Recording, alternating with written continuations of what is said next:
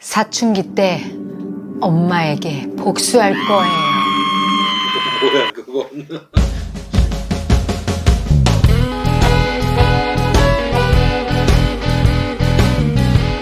그런 애가 있어? 수업 시간에 이렇게 말한 애가 있었거든. 실제로? 실제로. 그 아이는 수업 시간에 엄마 얘기를 꼭 한 번 이상 하거든. 엄마의 존재가 굉장히 큰 애야. 처음에 왔을 때는 되게 모범생이었어. 그래서 아유 그 녀석 참 똘망똘망하고 공부도 잘하게 생겼다. 그렇게만 그냥 생각을 했는데 수업을 하면 할수록 그 아이 삶에 드리워진 엄마의 그늘. 그게 너무 많은 거야. 이제 그늘이라는 건 뭐냐면 그 엄마가 너무나 이제 학습적인 엄마인 거지. 그러니까 얘기를 들어보니까 엄마가 성장할 때 원 가정에서 할머니로부터 학습 스트레스를 많이 받으신 분이야. 그런데 이제 엄마는 그런 학습 스트레스를 그래도 잘 소화를 하셨던 것 같아. 아마도 굉장히 좀 계획적이고 공부하는 걸 좀 왜 이렇게 재능으로 타고난 아이들 있잖아. 그런 분이 아니었던가 싶어. 그래서 아이 얘기를 들어보면은 저희 엄마는요, 할머니가 학교 다닐 때 예습 복습을 꼭 시키셨대요. 그래서 날마다 예습 복습을 꼭 했대요. 공부 되게 잘했겠네? 그러니까. 공부를 잘했다는 거야. 그래서 이제 그 엄마가 이제 엄마가 된 다음에 자기가 공부했던 방식을 아이들에게 시키고 있는 거지. 그래서 아이가 글씨도 굉장히 잘 쓰고 학습적으로 훈련이 잘 되어 있는 거는 맞아. 근데 이제 학습적인 거는 잘 준비가 되어 있지만 그 아이 심리에서는 엄마가 너무 무서운 존재인 거야. 공포의 대상. 공포의 대상인 거지, 엄마가. 처음에 수업을 하는데 내가 세상에서 가장 무서운 것은 이런 질문이 있었어. 그랬는데 엄마의 잔소리.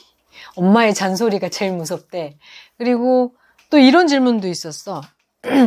내가 무인도에 가서 만약에 산다면 나는 어떠한 이유로 무인도에 가고 싶은가? 근데 거기서도 또 엄마가 나오는 거야. 엄마의 잔소리를 피해서 무인도에 가고 싶다. 그래서 처음에 그 아이하고 한두 달 수업할 때는 너무 짠한 거야. 이 어린 아이가 2학년 정도밖에 안 된 아이가 많이 이렇게 억압돼 있고 눌려 있었거든. 그리고 그 엄마가 갖고 있는 무서운 존재감이 이 아이에게 너무 큰 거야. 그래서 이 아이가 수업 때마다 계속 엄마 얘기가 나오는 거지. 왜냐면 자기 깊은 자기 내면 안에 있는 깊은 것들을 꺼내야 돼. 논술 수업을 하다 보면 자기 생활이 나오고 삶이 나오고 자기 생각이 나오거든. 근데 무서운 게 뭐냐? 엄마. 무인도에 가서 산다면은 왜 가고 싶냐? 엄마의 잔소리가 싫다. 그리고 사춘기가 되면은 엄마들이 아이들을 무서워한다. 사춘기가 되면은 아이들이 반항적으로 나오기 때문에 엄마들이 조심스러워한다. 뭐 이런 얘기가 나오니까 막 웃으면서 사춘기가 되면 엄마한테 복수할 거예요. 막 이렇게 얘기를 하는 거야. 귀엽기도 한데 마음이 너무 짠한 거야. 그래서 그 엄마하고 이제 상담을 할 때 이거를 어떻게 엄마에게 상처가 되지 않게 잘 얘기할 수 있을까? 왜냐면 이제 엄마가 좀 기가 세 보이셨거든. 그래서 나도 조금 무서운 마음이 들어가지고 잘못 말하면은 좀 너무 서운해 하실 것 같아서 좀 조심스럽게. 근데 누구누구가 어머니 좀 제가 이렇게 가르쳐 보면 이렇게 삶이 좀 나오는데요. 학습 스트레스가 좀 있는 것 같아요. 그랬더니 의외로 엄마가 저도 그렇게 안 하고 싶은데요. 그냥 제가 시키는 거를 바로바로 안 하면 제가 어느새 이렇게 소리를 지르고 있더라고요. 제가 그렇게 하고 싶지 않은데 그러고서 제가 나중에는 미안하다고 하고 제가 그렇게 소리 지르고 저 혼자 울은 적도 있어요. 막 이러면서 엄마가 자기를 굉장히 오픈을 하는 거야. 근데 엄마 마음은 그게 아닌 거지.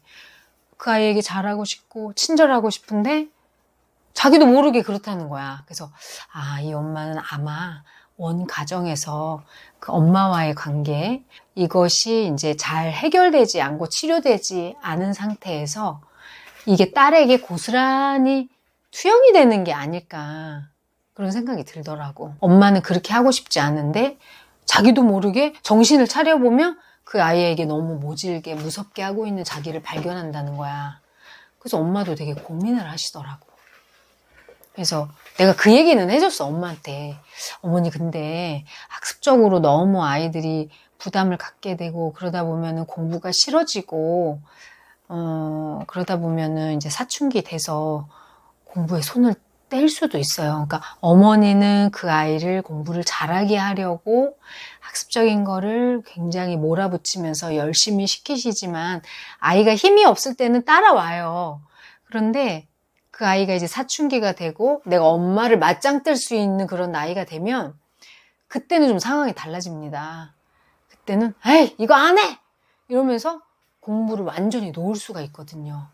그래서 그런 부분은 조심하셔야 된다고 이제 얘기를 해준 거야. 근데 어머님이 의외로 되게 잘 들으시고 자기 상처에 대해서도 오픈하시고 또 자기가 안 되는 부분 이런 거를 좀 상담을 하는 시간을 가졌거든. 그런데 놀라운 일이 벌어졌어. 그래서 그 엄마가 어떻게 노력을 하겠다. 아이에게 좀 더 친절하게 하도록. 그리고 아이가 자기 스스로 실수하면서 터득하는 그런 시간을 주도록 하겠다. 이렇게 해서 본인을 조금 변화시키겠다 얘기를 하셨거든.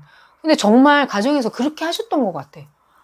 아이가 어느 날부터 180도 바뀐 거야. 애가 이렇게 막 눌려있고 힘들고 뭔가 우울해 보이고 이런 아이였거든. 갑자기 밝아진 거야. 엄마가 친절하게 대하시니? 그랬더니 그거 왜 물어보세요? 이러면서 아니 그 엄마가 조금 태도의 변화가 오셨나 궁금해서. 그랬더니 잘 모르겠는데 좀 그런 것 같기도 해요. 이런데 그 엄마하고 상담을 마치고 놀라운 일이 벌어진 거야.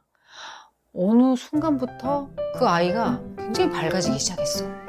잘 웃고 또 되게 행복한 표정.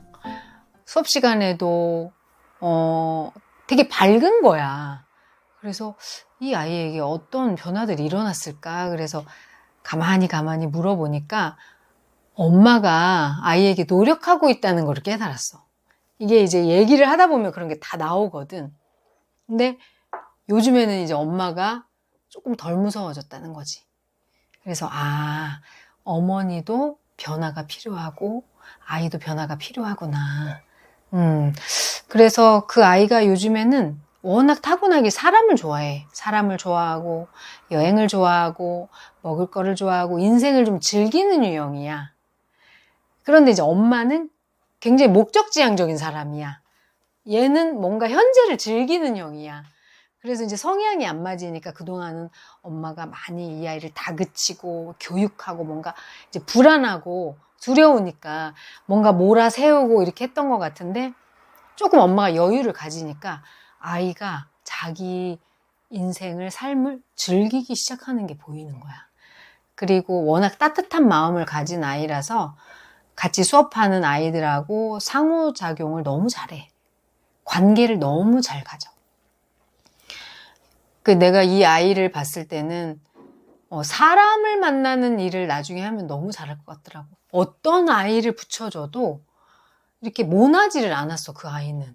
그래서 나중에 이제 그 어머니하고 또 상담을 할 때는 이 아이가 갖고 있는 그런 긍정적인 점을 엄마한테 얘기해 준 거야. 어머님이 이제 엄하게 하셨는데 그런 게 아이에게 어떤 도움이 됐냐면 다른 사람을 좀 살피고 나대지 않고 예의를 지키고 이런 부분이 잘 만들어졌다. 어머님이 그런 것들을 잘 해주셨어요. 그래서 이 아이가 어떤 아이를 붙여도 예의 바르게 그 아이를 이해하고 또 공감하고 잘 포용하고 수용하는 아이다. 그리고 워낙 타고난 성향도 외향적이고 사람을 좋아한다. 그래서 양보도 너무 잘해. 근데 그 또래 아이들이 양보하는 건 어렵거든. 그냥 그야말로 천사 같아. 잔소리는 아이들하고 어떤 관계가 있는 것 같아? 잔소리는 그 아이가 이제 자존감이 낮아지는 원인이 되는 것 같아. 그러니까 잔소리가 너무 많으면 지적을 받는다고 생각하기 때문에 항상 자기가 비판을 받는다고 생각해. 그러면 자기 안에서도 그 비판이 생겨. 그래서 이제 그게 심해지면은 자아 비판이 강해지는 거지. 그 아이가 그래? 그 아이가 처음엔 그랬어. 근데 나중에는 좀 밝아지더라고. 엄마가 어떻게 하셨대? 그래서 나중에 어머니한테 이제 물어봤는데 어머니가 노력을 많이 하셨더라고. 그래서 자기를 좀 돌아보시고 조금 더 기다려주시고 이렇게 그렇게 하셨던 것 같아. 그래서 어머니의 그런 작은 변화가 아이에게는 굉장히 큰 변화를 가져오더라고. 아이의 학습에도 그러면 영향이 있나? 학습하는 데에는 아이가 조금 사고가 자유로워졌다고 표현할 수 있어. 자유로워졌어. 그러니까 예전에는 어떤 틀 안에서만 생각하는 그런 고정적인 생각이 있었거든. 근데 좀 더 자유로워지고 창의적으로 되고, 일단 그 생각이 이렇게 어떤 틀에 갇혀 있는 게 아니라 좀 더 넘어가는 생각, 자기의 어떤 바운더리를 넘어가는 생각, 또 다른 아이들의 생각도 더 수용적인 그런 태도가 보이더라고. 아이는 행복해 보여? 요즘엔 너무 행복해. 그리고 이제 그 반 아이들이 이 아이를 너무 좋아해. 심지어 남자아이들은 여친하자고 할 정도로 이 아이가 외모가 그렇게 예쁜 아이가 아니야. 근데 성격이 너무 천사 같아. 양보도 잘하고 친구들한테 너무 잘 맞춰줘. 그래서 엄마한테도 이 아이는 나중에 사람하고 관련된 일을 하면 분명히 성공할 거다. 사람을 너무 좋아하고 사람을 수용하는 능력이 너무 탁월하다고. 그런 얘기 해드리니까 엄마도 그런 걸 모르셨나 봐. 그래서 그 아이의 재발견이 되신 거지. 오늘은 여기까지. 아이들 수용해 주시고 때로는 이제 실수를 통해서 자기 스스로 배울 수 있도록 기다려 주시면 더 포용력 있는 아이로 성장할 거예요.